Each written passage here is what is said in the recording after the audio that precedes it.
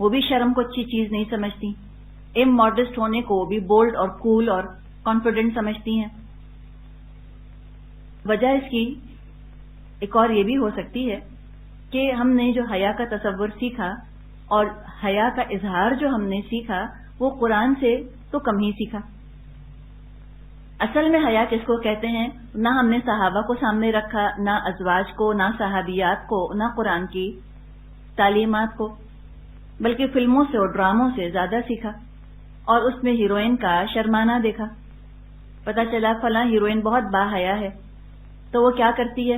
Hero کو دیکھ کر وہ دوپٹہ دانتوں میں دباتی ہے، پھر وہ ادھر سے ادھر دوڑتی ہے، پھر وہ درخت سے لپٹ جاتی ہے یا زمین پر گر کر ہانپنے لگتی ہے، یا لڑکے کو دیکھ کر وہ ہکلانے لگتی ہے۔ تو آپ سوچیں، ایک پڑھی لکھی لڑکی جب یہ مظاہرے دیکھے گی تو وہ سوچے گی کہ میں ہرگز حیا نہیں کروں گی۔ اگر شرمانے کا مطلب یہ ہے مجھ کو نہیں شرمانا، کوئی عقل مند لڑکی اور سیلف ریسپیکٹنگ لڑکی جس میں کہ عزت نفس ہے وہ اس حیا کے مظاہرے کو کبھی اچھا نہیں سمجھ سکتی۔ اور یہ حیا ہے بھی نہیں، یہ حیا نہیں، یہ تو ادائیں ہیں ساری کی ساری جو دکھائی جا رہی ہیں، یہ حماقت کے مظاہرے ہیں۔ ہم فرق نہ کر سکے حیا اور حماقت میں، حیا اور ادا میں۔ لڑکیوں نے سوچا اگر یہ شرمانا ہے تو ہم تو اس کے بغیر ہی اچھی ہیں۔ تو کاش کی زندگیوں میں قرآن کا نور ہوتا تو مریم علیہ السلام کا کردار نظر آتا کہ با حیا لڑکی کیسی ہوتی ہے، کیسی ڈگنیفائڈ ہوتی ہے، کیسی پر اعتماد ہوتی ہے، جب ضرورت پیش آتی ہے پورے اعتماد سے مردوں سے بات کرتی ہے۔ اور کاش ہم نے قرآن پڑھا ہوتا تو پتہ چلتا کہ گھر سے باہر نکل کر کام کرنے کی ضرورت پیش آئے تو موسیٰ علیہ السلام کی ہونے والی بیوی کی طرح حیا کے ساتھ کام بھی کرتی ہیں عورتیں۔ قرآن میں آتا ہے سورہ قصص میں آیت نمبر 25 میں فَجَاءَتْهُ إِحْدَاهُمَا تَمْشِي عَلَى اسْتِحْيَاءٍ، تو ان دونوں عورتوں میں سے ایک عورت آئی چلتی ہوئی حیا کے ساتھ۔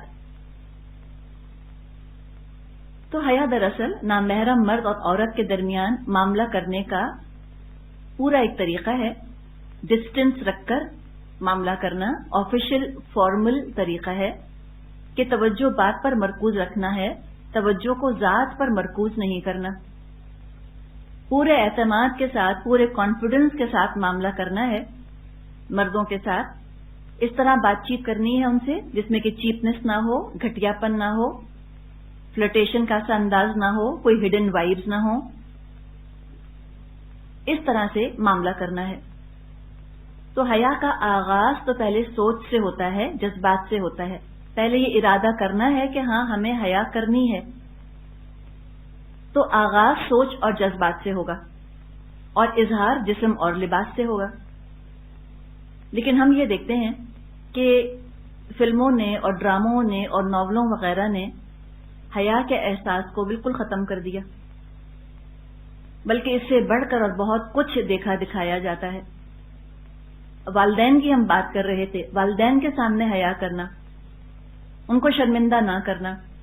فلموں نے تصور یہ دیا کہ جب تک والدین سے بغاوت نہیں کی جائے گی خوشیاں حاصل نہیں ہو سکتی۔ تو اکثر جو رومانٹک موویز ہوتی ہیں اس میں ولن تو والدین ہی کو دکھایا جاتا ہے۔ تو جب یہ ڈراموں کے اندر یہ دکھایا کہ لڑکے لڑکیاں اس طرح سر اٹھا کر ماں باپ کے سامنے زبان چلا رہے ہیں اور ان کو جواب دے رہے ہیں، بیک آنسر کر رہے ہیں، اور یہ تصور دیا گیا کہ جنہوں نے والدین کی نافرمانی کی دے lived happily ever after، پھر وہ بہت آرام سے رہتے رہے، تو بچوں کے اندر بھی یہ چیز آ گئی کہ بدتمیز ہونا، بد زبان ہونا، نافرمان ہونا کوئی برائی نہیں۔ آپ کو پروگرام یاد ہوگا ڈینس دا مینس، اس میں کیا دکھاتے ہیں وہ ڈینس کا، کیسا بچہ ہے وہ، تمیزدار ہے، انتہائی بدتمیز، اور اس کو پھر جو ہے وہ ایک سمبل کے طور پہ پیش کر دیا گیا۔ تو یہ کیا ہے؟ بدتمیزی بھی کیا ہے؟ یہ بے حیائی ہی ہے۔ بدتمیز اسی وقت ہوتا ہے انسان جب اس کے اندر حیا نہ رہے۔ تو حیا ایسی اٹھی کہ اب تو جو کچھ دکھا دیا جاتا ہے وہ انسان کہہ بھی نہیں سکتا۔ سورہ انعام میں اللہ تعالیٰ نے فرمایا ہے کہ وَلَا تَقْرَبُوا الْفَوَاحِشَ مَا ظَهَرَ مِنْهَا وَمَا بَطَنَ، تم بے حیائی کے قریب بھی مت جاؤ، نہ چھپی ہوئی، نہ کھلی بے حیائی کے، نہ چھپی بے حیائی کے۔ تو یہ حیا کا تقاضا ہے کہ انسان ایسے گندے مناظر نہ دیکھے۔ یہ آنکھوں کی امانت بھی آتی ہے اس کے اندر، آنکھوں کو خیانت سے بچانا ہے۔ اللہ تعالیٰ نے جن چیزوں کو دیکھنے سے منع کر دیا ہے، انسان ان کو نہ دیکھے۔ نہ تنہائی میں بیٹھ کر کوئی ایسی چیز دیکھی جا سکتی ہے اور نہ بچوں کے ساتھ بیٹھ کے دیکھی جا سکتی ہے۔ انسان اپنا معیار مقرر کر لے کہ جو چیز میں بچوں کے ساتھ بیٹھ کے نہیں دیکھ سکتی وہ میں تنہائی میں بھی نہیں دیکھ سکتی۔ شوہر بیوی بھی بیٹھ کے وہ چیز نہیں دیکھ سکتے جس میں بے حیائی ہو، اس لیے کہ یہ چھپ رہے ہیں لوگوں سے، اللہ تو دیکھ رہا ہے، خود تو پتا ہے ان کو کہ ہم یہ کام غلط کر رہے ہیں۔ اسی طرح اپنے جسم اور معاملات کے بارے میں حیا ضروری ہے۔ جسم اور معاملات دو چیزیں۔ جہاں تک جسم کا تعلق ہے، جسم کے بارے میں انسان محتاط رہے کہ جسم کہیں کھل نہ جائے۔ اللہ تعالیٰ نے سورہ اعراف میں فرمایا ہے، یا بنی آدم قد انزلنا علیکم لباسا یواری سوآتکم، اے آدم کے بچوں، ہم نے تمہارے لیے لباس نازل فرمایا ہے جو تمہارے قابل شرم حصوں کو، تمہارے جسم کے قابل شرم حصوں کو ڈھانکنے والا ہے۔ تو لباس کا ایک مقصد ہے جسم کو ڈھانکنا، وہ ریشن یہ بھی آتا ہے، ٹھیک ہے، زینت بھی اختیار کرو۔ تو ایسا لباس پہننا چاہیے کہ جس میں جسم نمایاں نہ ہو اور جسم ڈھک جائے، ساتر لباس ہو۔ تنہائی میں بھی انسان بے لباس نہ رہے۔ اللہ کے رسول صلی اللہ علیہ وسلم نے فرمایا ہے کہ شرعی ضرورت کے بغیر جسم نہ کھولا جائے۔ تو یہ ہے جسم کے بارے میں حیا۔ معاملات میں حیا یہ ہے کہ وہ معاملات جو تنہائی میں ہوتے ہیں، جن میں کہ جسم کھلتا ہے، ان کا ذکر کسی کے سامنے نہ کیا جائے۔ انسان کو شرم آتی ہے کہ انسان ان کا ذکر خود کرے یا کسی سے سنے۔ عبد الرحمن بن عوف رضی اللہ عنہ صحابی تھے، ان کا نکاح ہوا۔ صبح کو بے تکلف دوستوں نے پوچھا کہ رات کیسی گزری۔ جب 2-3 دفعہ اصرار کیا دوستوں نے تو عبد الرحمن بن عوف نے فرمایا کہ اللہ تعالیٰ نے اسی لیے دروازے اور تالے بنائے ہیں کہ جو کام جائز کام، مباح کام جو کہ بند دروازوں کے پیچھے ہوتا ہے، جب اس کی بات کھلم کھلا کرنی شروع کر دے انسان تو یہ چیز بے حیائی میں چلی جاتی ہے۔ تو ازواجی زندگی کے بارے میں گفتگو کرنا یا ہنسی مذاق، جس کو کہ ہم کہتے ہیں نا عام زبان میں چھیڑ چھاڑ کرنا، یہ سب چیزیں اچھی نہیں ہیں۔ یہ نہ خود اعتمادی کی علامت ہے کہ ہم تو اپنا سارا معاملہ دوسروں کے سامنے کھول کر بیان کر دیتے ہیں، یہ چیز اچھی نہیں ہے، اور نہ یہ اپنائیت کی علامت ہے کہ لوگ کہیں کہ ہم میں تو کوئی بیریئر ہے ہی نہیں، ہم میں تو کوئی سیکرٹس ہے ہی نہیں، ہم تو سب باتیں شیئر کرتی ہیں ایک دوسرے کے ساتھ یا شیئر کرتے ہیں، اور سب کھلی چھپی باتیں ڈسکس کر لینا یہ مناسب نہیں۔ اور نہ کسی کی ازواجی زندگی کے بارے میں کھوج کریت کرنی چاہیے، تجسس نہیں کرنا چاہیے۔ یہ ایسی بات ہے، آپ تصور کیجئے کہ ایک کمرہ ہے جس میں کہ کوئی ایسا کام ہو رہا ہے، لوگوں کی نظروں سے چھپ کے ہو رہا ہے، ازواجی تعلق ہے مثال کے طور پہ، اور وہاں پر ایک چھوٹی سی کھڑکی ہو جس میں سے کوئی جھانک رہا ہو، کتنی اذیت ہوگی انسان کو، کتنی تکلیف ہوگی۔ تو اسی طرح اس طرح تجسس کرنا، یوں سمجھے کہ کوئی انسان کھڑکی میں سے جھانکنے کی کوشش کر رہا ہوتا ہے آپ کی پرائیویٹ زندگی کے اندر، یہ چیز انسان کو ایسی ہی تکلیف اور اذیت پہنچاتی ہے جیسی کہ ابھی ہم نے مثال ڈسکس کی۔ تو نہ عورتیں عورتوں سے ایسی باتیں کریں، نہ مرد مردوں سے ایسی باتیں کریں، اور عورتوں کا مردوں سے ایسی باتیں کرنے کا تو کیا سوال پیدا ہوتا ہے کہ مرد اور عورت اس طرح کی باتوں کو ڈسکس کریں۔ یہ عام طور پہ لطیفوں کی شکل میں کیا جاتا ہے، فحش لطیفے، کھلے لطیفے، جوکس، اور جوکس کے نام پر بڑی بڑی بے حیائی کی باتیں ہو جاتی ہیں۔ تو اس کے بارے میں محتاط رہنے کی ضرورت ہے۔ حیا جو ہے وہ آتی بھی بہت تیزی سے ہے اور جاتی بھی بہت تیزی سے ہے، دونوں طرح سے۔ تو حیا کو انسان پکڑ لے آئے۔ گالی دینا بھی بے حیائی ہے، فحش کام ہے گالی دینا، کھلی زبان استعمال کرنا۔ بھیک مانگنا بھی بے حیائی ہے، اس کو بھی فحاشی کی کیٹیگری میں رکھا گیا ہے، بھیک مانگنے کو۔ تو یہ ہیں معاملات جن کے بارے میں محتاط رہنے کی ضرورت ہے۔ جہاں تک لباس کا معاملہ جس کے بارے میں ہم بات کر رہے تھے، آپ نے یہ چیز نوٹ کی ہوگی کہ قرآن پڑھ کر لوگوں کے لباس میں تبدیلی آ جاتی ہے۔ کیوں؟ اس لیے کہ دل میں ایمان آ جاتا ہے۔ ابن عمر رضی اللہ عنہ سے روایت ہے، نبی اکرم صلی اللہ علیہ وسلم نے فرمایا، ان الحیاء والایمان قرناء جمیعا فاذا رفع احدهما رفع الاخر۔ حیا اور ایمان یہ ساتھی ہیں، ساتھ ساتھ رہتے ہیں، جب ایک اٹھا لیا جاتا ہے دوسرا بھی چلا جاتا ہے۔ تو ایمان دل میں آئے گا، حیا ضرور آئے گی۔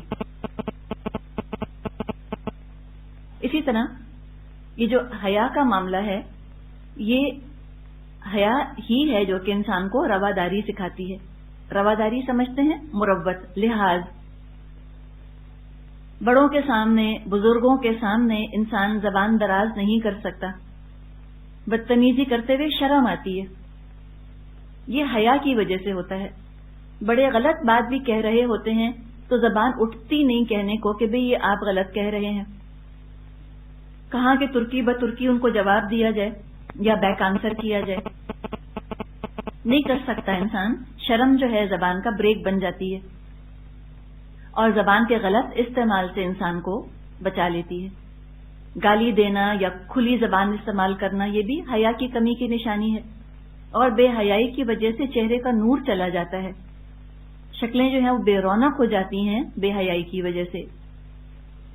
نبی اکرم صلی اللہ علیہ وسلم کا تو حال یہ تھا کہ کوئی ناگوار بات بھی اگر آپ کے سامنے ہوتی تو آپ زبان سے نہیں کہتے تھے۔ بخاری میں یہ حدیث ہے، ابو سعید خدری رضی اللہ عنہ سے کہتے ہیں، کان النبی اشد حیاء من الاذراء فی خدرها۔ نبی اکرم صلی اللہ علیہ وسلم کماری لڑکی سے زیادہ حیادار تھے جو اپنے گھر میں رہتی ہے۔ فَإِذَا رَأَى شَيْئًا يَكْرَهُهُ عَرَفْنَاهُ فِي وَجْهِهِ۔ اگر کوئی چیز آپ کو بری لگتی تھی ہم آپ کے چہرے سے پہچان لیتے تھے۔ یعنی حتی الامکان نبی اکرم صلی اللہ علیہ وسلم کی کوشش یہ ہوتی تھی کہ زبان سے کوئی وہ تنقید نہ کریں، کسی چیز کو برا نہ کہیں۔ یہ بھی حیا کی وجہ سے پتہ یہ چلا کہ اس طرح ہر چیز پر تبصرہ کر دینا، ہر چیز پر تنقیدیں شروع کر دینا، سب کو برا بھلا کہنا شروع کر دینا، یہ بھی حیا کی قلت کی وجہ سے ہوتا ہے۔ غیبت کرنا اس میں آتا ہے، طنز اور طعنے کے ذریعے کسی کی عزت کو تار تار کرنا، یہ سب بے حیائی کی چیزیں ہیں۔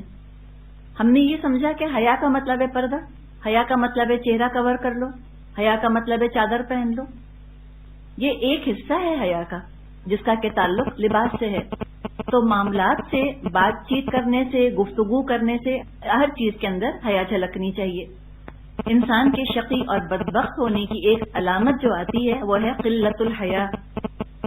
بدبخت ہے، ان لکی ہے، ہارڈ ہارٹیڈ ہے وہ شخص جس کے اندر حیا نہ ہو، لیک آف ماڈسٹی ہو جس میں۔ تو جس طرح حیا زبان کا بریک بنتی ہے، زبان درازی سے، کھلی زبان سے روکتی ہے، اسی طرح حیا سے مروت بھی پیدا ہوتی ہے انسانوں کے اندر۔ کسی کو خالی ہاتھ کیسے لوٹائیں، شرم آتی ہے، دل چاہتا ہے انسان کچھ نہ کچھ ضرور دے دے، کسی کو خالی ہاتھ نہ لوٹائے، اور یہ اللہ تعالیٰ کی بھی شان ہے۔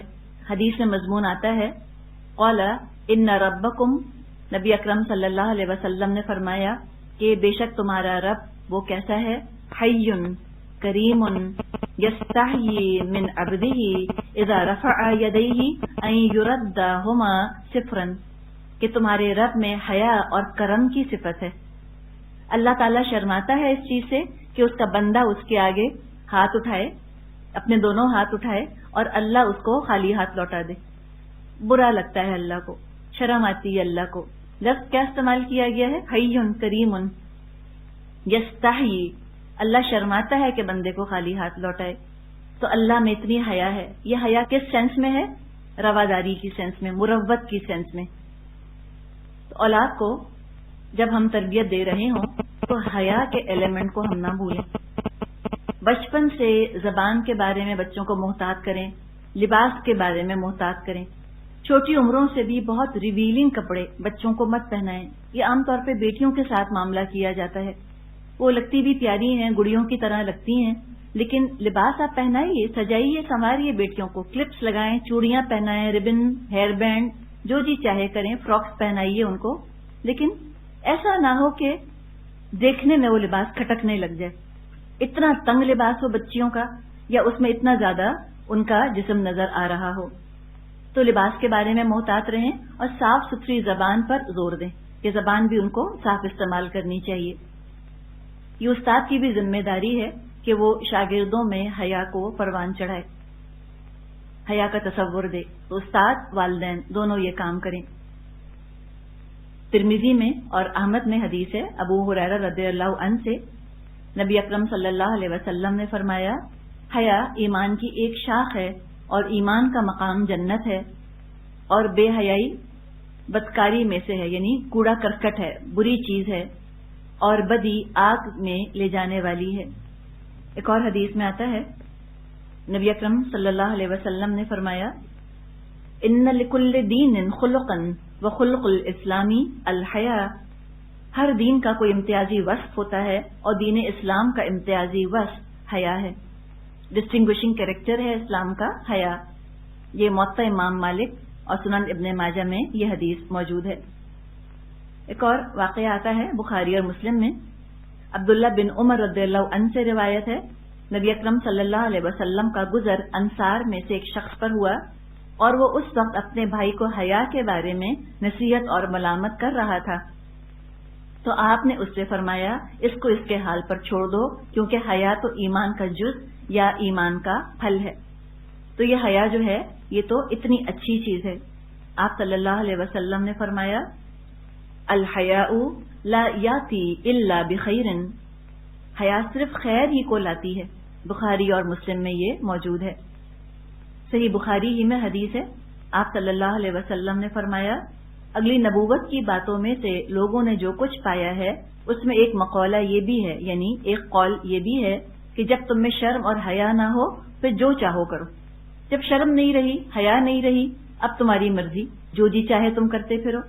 یعنی اگر حیا نہیں تو ایمان نہیں، اور ایمان نہیں تو امن نہیں۔ تو حیا کو بہت زیادہ پروموٹ کرنے کی ضرورت ہے۔ حیا کے ساتھ ایمانسپیشن ہو سکتی ہے، حیا کے ساتھ پروگریس ہو سکتی ہے۔ حیا کو چھوڑنا ایمانسپیشن کی، پروگریس، ترقی، پڑھے لکھے ہونے کی علامت نہیں ہے۔ تو یہ تو حیا کے بارے میں کچھ بات ہم نے کی۔ اب دو چیزیں ہیں جن میں کہ حیا نہیں ہونی چاہیے، ایک ہے علم سیکھنے میں اور دوسری ہے اظہار حق میں۔ جہاں تک علم سیکھنے کا تعلق ہے، ایک کہاوت ہے عربی کی کہ میمانی لا یتعلمانی، دو میم ہیں جو نہیں سیکھ سکتے، ایک متکبر انسان نہیں سیکھ سکتا، ایک مستحین، ایک شرم کرنے والا جو علم میں شرم کرے اور نہ پوچھے نہ سیکھے شرم کی وجہ سے۔ کئی وجوہات ہوتی ہیں، عمر اتنی ہو گئی اب کیا پڑھیں گے، یا ہم اتنے پڑھے لکھے ہیں کیا اب ہم آ کر دین پڑھنا شروع کریں گے دوبارہ۔ مختلف لوگوں کو ہنڈرنسز آ جاتی ہیں، کچھ تکبر کی وجہ سے، کچھ شرم کی وجہ سے۔ تو سیکھنے سکھانے میں حیا نہ ہو۔ جو شرعی مسائل ہیں، طہارت کے مسائل ہیں، کچھ اور مسائل ہیں، ان کے بارے میں نہ بتانے میں شرم کرنی چاہیے انسان کو، اور نہ لوگوں کو پوچھنے میں شرم کرنی چاہیے۔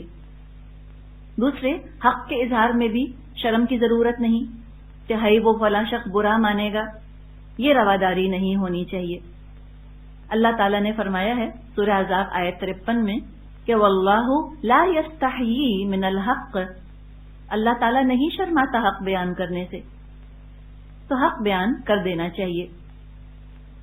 اسی طرح قرآن میں آتا ہے ان اللہ لا یستحیی ان یضرب مثلا ما بعوضۃ فما فوقها، اللہ تعالیٰ نہیں شرماتا اس بات سے کہ وہ مچھر کی مثال بیان کرے یا اس سے بھی کمتر چیز کی۔ تو علم اور حق، ان دو کے بارے میں نہیں شرمانا۔ کوئی شخص کہے کہ ہمیں تو امر بالمعروف نہیں عن المنکر کرتے ہوئے شرم آتی ہے، تو یہ شرم نہیں ہے، یہ کردار کی کمزوری ہے، یہ اعتماد کی کمی ہے دراصل، اس کا حیا سے کوئی تعلق نہیں۔ تو حیا کے لیے کیا کرے انسان؟